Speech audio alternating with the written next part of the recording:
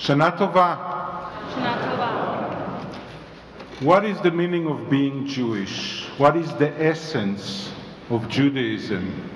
On page 19 in our handouts, you will find a fascinating controversy, an argument between two giant rabbis from our history, from our tradition.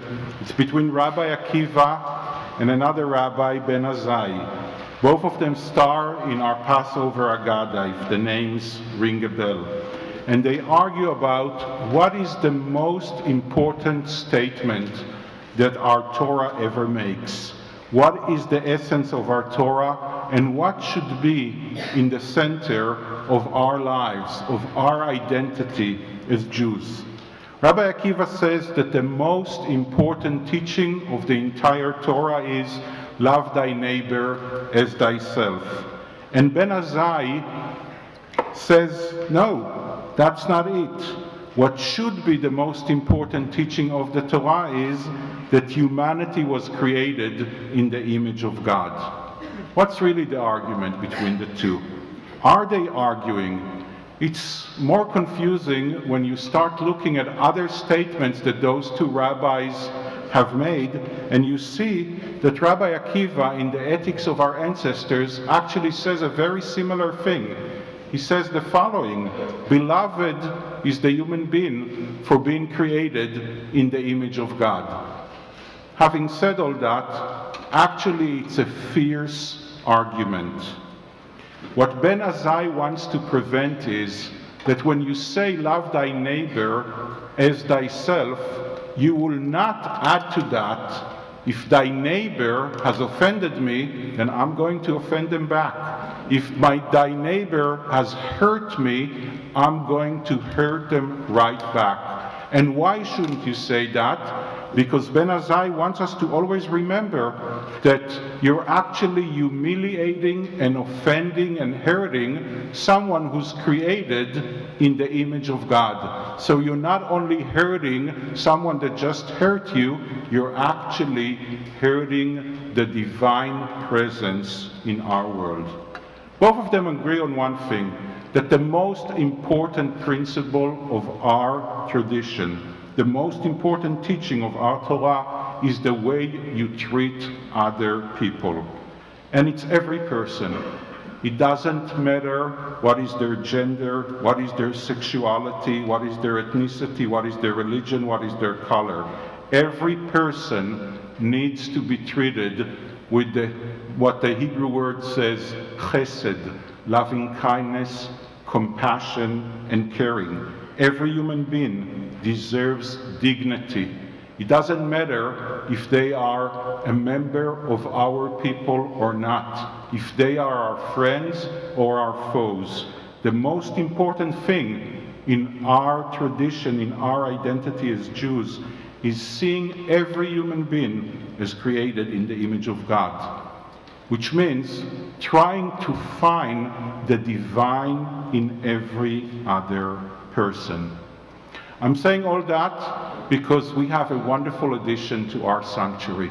If you look to my right, to your left, you will see this beautiful work of Flame Run, which is downtown Louisville. It used to be called Glassworks. It's made out of 613 pieces, corresponding with the 613 mitzvot, which is a simple way to correspond with the covenant between God and the people of Israel.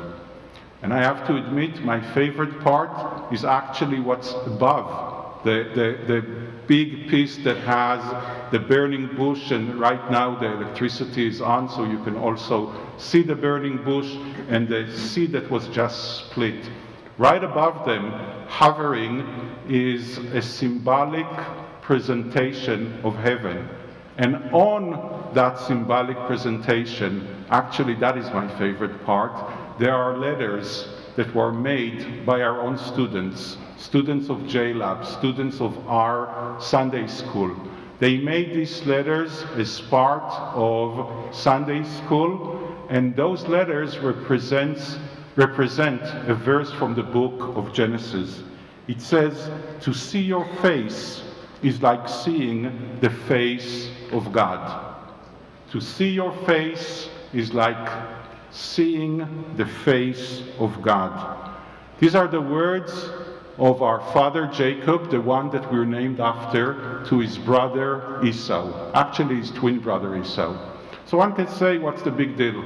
Brotherly love, they're even twin brothers. We have some twins here, I hope you like each other, and so on. But this is not the case between Jacob and Esau.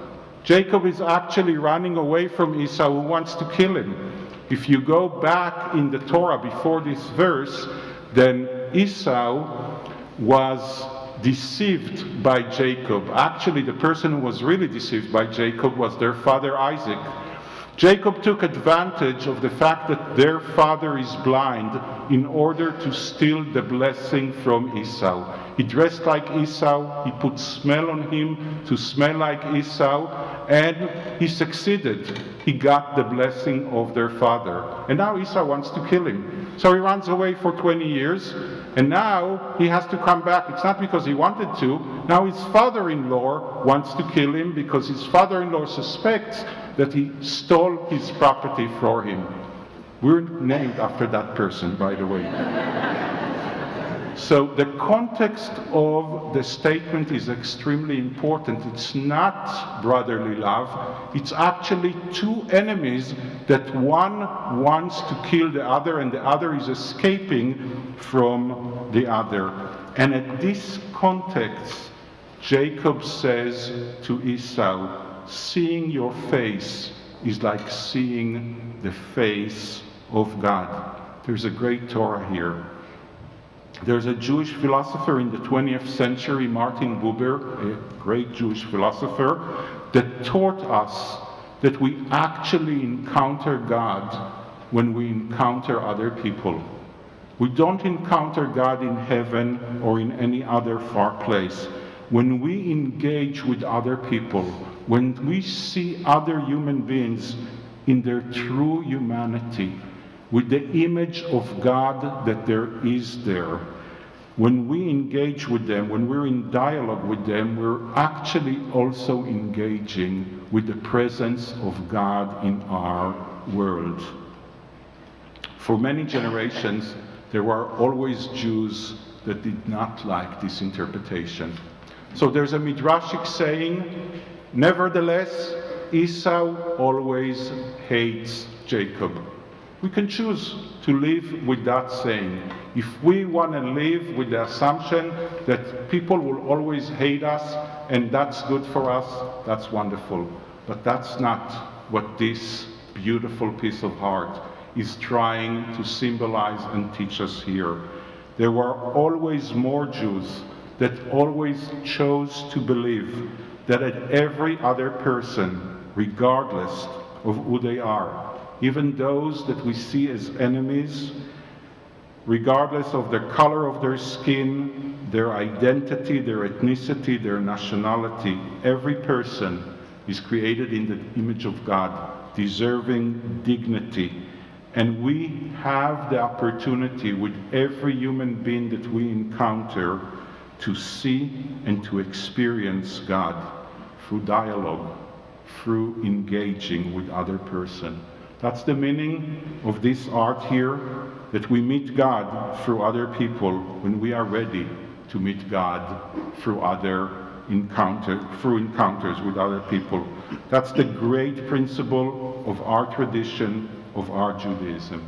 I want to thank Betty Friedberg, who donated not only the renovation of this wonderful sanctuary, but also the beautiful art on both sides, to remind us always what's the essence of being Jewish and what is the ideal of our temple.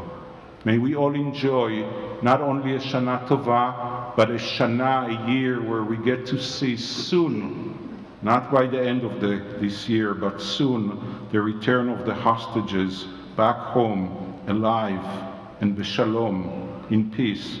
May it be a year of shalom and dignity and nourishment to the innocent people in Gaza. May it be a happy and a good year to all the people of Israel.